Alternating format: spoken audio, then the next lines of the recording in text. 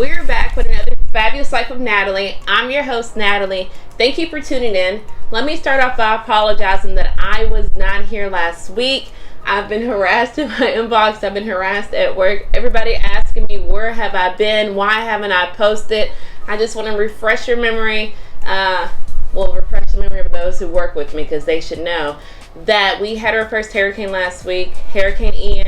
I am not from Tampa, Florida, so this was my first hurricane, and I lost power, I lost water, I lost a lot of things, but fortunately, I know people have lost more, so I'm not complaining at all, but that was why I wasn't here last week.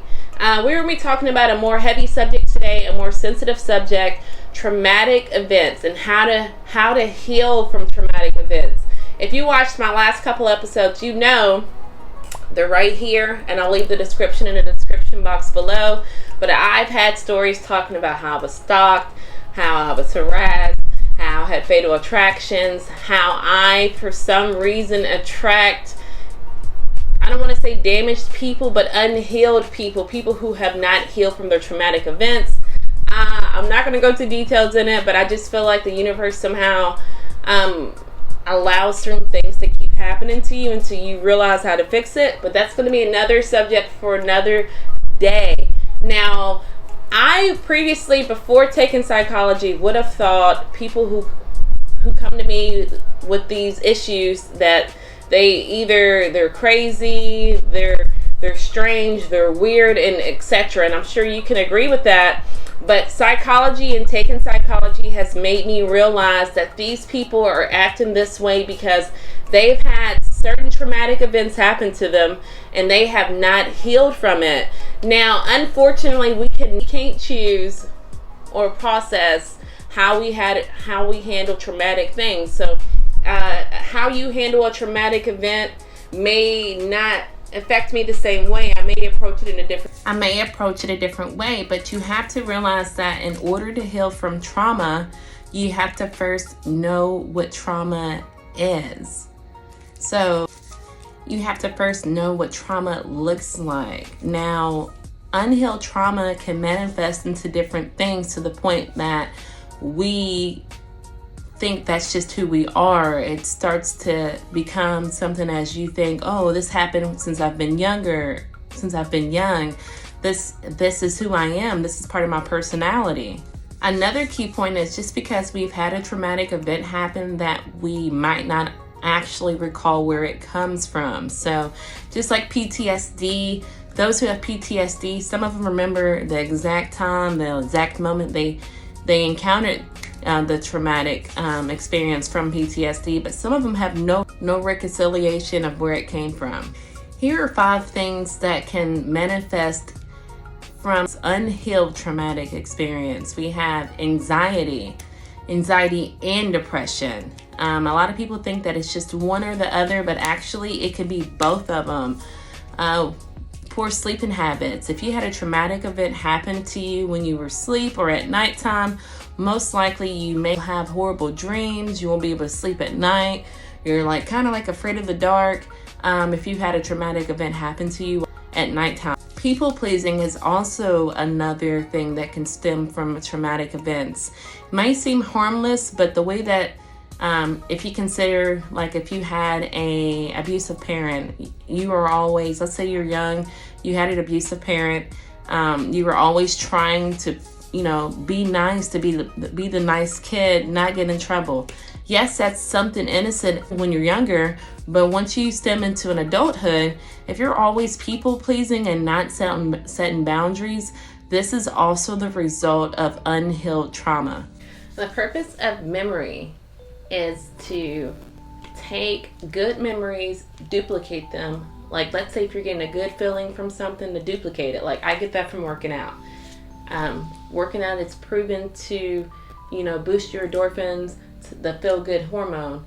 But also the purpose of memory is to take bad memories and not to duplicate them. Did you know that if you had a bad memory happen 18 months ago, that memory replays over and over in your mind? Because 18 months seems kind of fresh.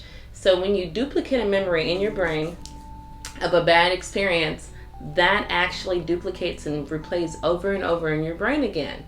Now, I know I told you guys we were gonna heal from traumatic experiences.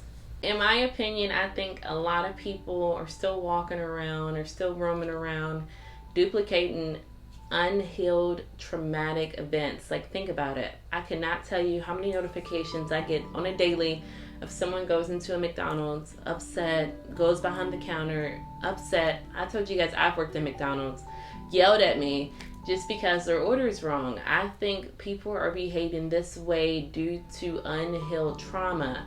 Now, unhealed trauma can fester into angry issues. If your parents died, if a loved one died, if you don't properly cope with how to heal with it, it can fester into anger, anxiety, depression, nightmares.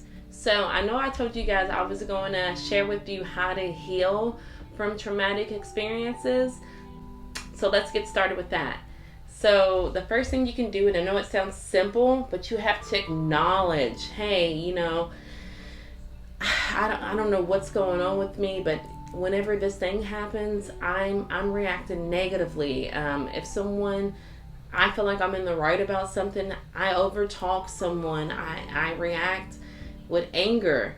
You have to take what people are telling you, and if they're telling you the way that you're reacting is negatively, and you also have to think about it. I know it sounds like it's an easy step, and why haven't I thought about this? But you also have to consider this to like alcoholism. The first thing in Alcoholics Anonymous is that you have to admit you have a problem. If you're totally not admitting you have a problem, that the thing is going to continue. You're going to continue with these habits. You're going to continue getting angry. You're going to continue having anxiety or depression. So first admit that you have a problem, and then you can move forward. If you feel like you cannot handle the problem on your own, there are licensed professionals that can help you. Seek attention. Like I said, you can confuse this with a personality trait. You can think that you grew up like this because you're not understanding where it's stemming from. You're not understanding what the traumatic event is stemming from. So seek help, seek profession once you realize that you do have a problem. I am not a licensed professional, but if you ever needed help reaching out and contacting me, I leave my Instagram on each post. I leave it in the description, so please reach out to me if you're needing help with this issue as well. The last thing I can share with you that may help you, it helped me. I, in my opinion, never felt like I was traumatized. I've had traumatic events happen, but I feel like I processed them. I shared with you guys before that, my father passed away a couple years ago. To me, that was the most traumatic event that's ever happened to me. I did not seek help, but the way that I processed it, I think I dealt with it the most professional way I can. I grieved and processed the emotion. I think a lot of people who are not grieving and processing these emotions, this is why it's stemming out to be other manifestations of anxiety or depression or other things that I've listed here. But another thing you can do is also meditate. Like I discussed on previous episodes of The Fabulous Life of Natalie, our brains process 75,000 things a day. So to take a minute, to take 10 minutes, to take 12 minutes, 15 minutes, if you have it, to actually just focus on just breathing, of not thinking of anything. I know it sounds a little bizarre because I was never the one for meditation, but I found out from meditation and slowing my mind down, because I'm busy all the time, this has dramatically, helped me. It helps me because for those few minutes or whatever the minutes may be, I'm not processing anything. You got to think. You're thinking of text messages all the time. You're driving. You're seeing billboards. Someone's constantly communicating with you. Even when you sleep, I know I dream. You're picking up communication from when you sleep. So if you take 12 minutes, 10 minutes, 12 minutes, 15 minutes, if you have it, and just focus on nothing. Or if you do focus on a thought, to take the time to process the thought, to move past the thought, it helps dramatically. Like I said, it clears your mind, and it helps me dramatically. So maybe that may help you. Well, guys, that's all I have for you today. Thank you for tuning into The Fabulous Life of Natalie. I post weekly. Don't forget, if you're needing help, reach out to me. I'll try my best to help you. I am not a licensed professional. I took a course in college of psychology. I do not think at all me taking a course makes me a professional psychologist, but like I've stated before, for me, psychology has always been intriguing to me. I am a people person. I study people talk. I study like movements of people. And so that's why now it's easy for me to understand flags of people. Like I can understand just like that someone, when someone is not healed, it just hits me like a ton of bricks. Like I said, I have really good intuition. I can tell just usually from the moments, maybe not within the first second of speaking to someone, but I give them a week. I could tell like, oh, okay, this person has unhealed trauma. Like I said, for some reason, they just gravitate to me. And so, yeah, that's all I got for you today. Make sure you tune in. If you haven't liked, if you haven't subscribed, please do that at this moment. And until next time, I'll see you guys next time.